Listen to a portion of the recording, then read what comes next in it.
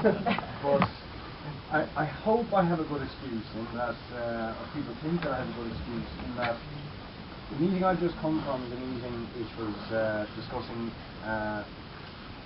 another campaign that I'm involved in, but I think which relates very closely to what we're discussing tonight, and that is a big demonstration that is planned on the 19th of September by a coalition of groups, community groups, trade union groups, political groups of a progressive inclination against both NAMA and the cutbacks. The huge bailout that has been proposed by the government, the banks, the developers, the billionaires and so on, who got us into the most desperate economic crisis, and all the horrible cutbacks, both current and proposed, that are going to flow from that crisis. And why I think that is connected to what we're talking about is, without ever getting into the detail of Lisbon, and we can do that, I'm sure Patricia has gone through some of it seems to me obvious, absolutely blindingly obvious, that whatever the debate may have been the last time round, that we are in a new situation, and everything has to be reviewed. And it reminds me a little bit of the submission that we had to do up for the new county development plan for Dunleary right now.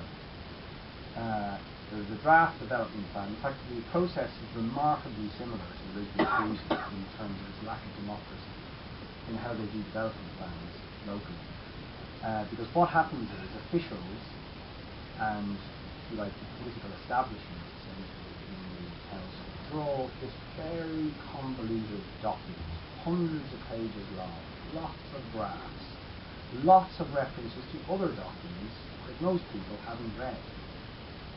But these other documents form the framework for the planning and development and the aims and objectives for the years in the case of the New Downs Development Plan 2011 to 2015. Right? But the obvious thing, apart from the incomprehensibility of this document for most people, the obvious thing that strikes me when I looked at this draft development plan put together by the council management is that it refers to all these other documents, strategic guidelines, development guidelines, and I think, well, that might have all sounded impressive about 2 years ago when there was a boom, everybody had jobs and all the rest of it. If you weren't looking closely, you might have thought, well, maybe it makes sense to take heed of these guidelines. We should be seriously questioning whether we should be basing a new development plan for Dunleary around the guidelines and the aims and objectives that either directly contributed to the property bubble that has crashed the economy, or which at the very least did nothing to stop it, did absolutely nothing to stop it. Now, exactly the same arguments apply to the Lisbon Treaty.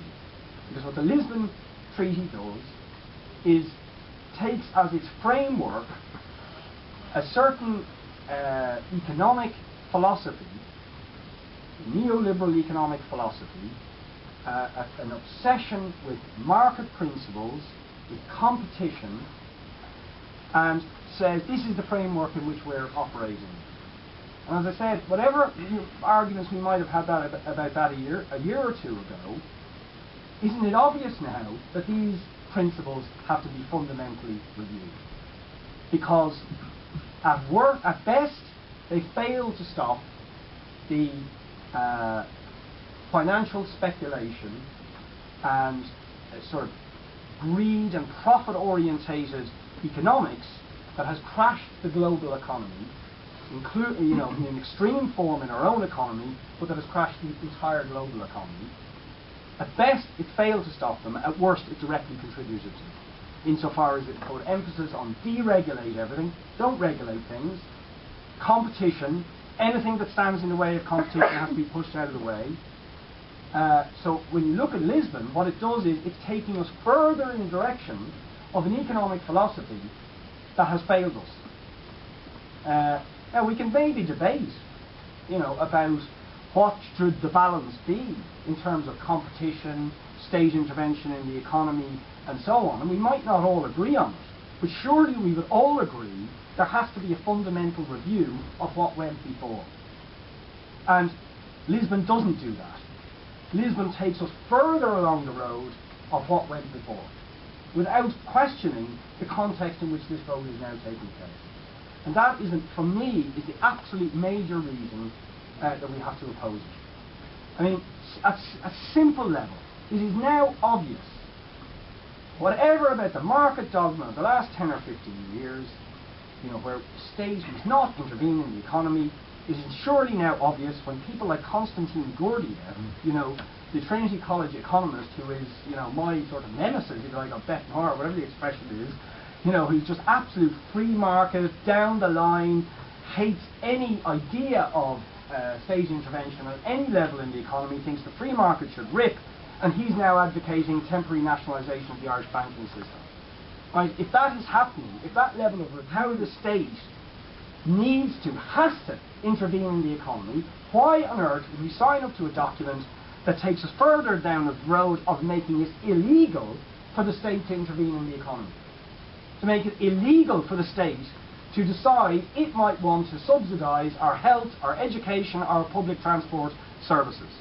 Because that's what Lisbon does. I mean, Lisbon doesn't, it's not doing it for the first time. The other side will say, oh, the other treaties have started down that road, and that's true, they have. And Lisbon just takes it a step further. But the problem is the whole lot has to be reviewed now. So it's not an argument when the yes side say, oh, well, you had a bit of that in Nice and you had a bit of that in Maastricht, and Lisbon is nothing particularly new. Well, A, it's not true, Lisbon takes it further, but in any event, that's not a good enough argument. The whole lot needs to be reviewed now. And the only way it can be reviewed is if we say no. If we say no and say we want a fundamental opening up of the debate about which way Europe is going, given that the political elite that have put Lisbon together, that have put these two previous treaties which Lisbon builds on together, have failed us. And they have failed us because they argued that we must just let the free market rip. And, as I said, we go into the detail. But one of the things Lisbon does is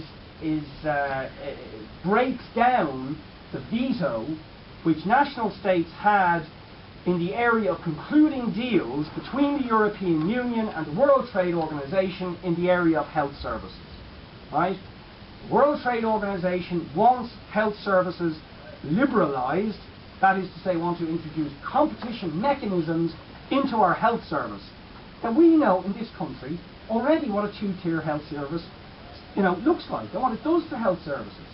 It is an incentive for governments to run down the public health service, people like Mary Harney's strategy and so on, to run down the public health service and to move us towards an increasingly privatised system where those who can afford it get good health care and those who don't get long waiting lists and waiting for days in accident emergency and so on, right?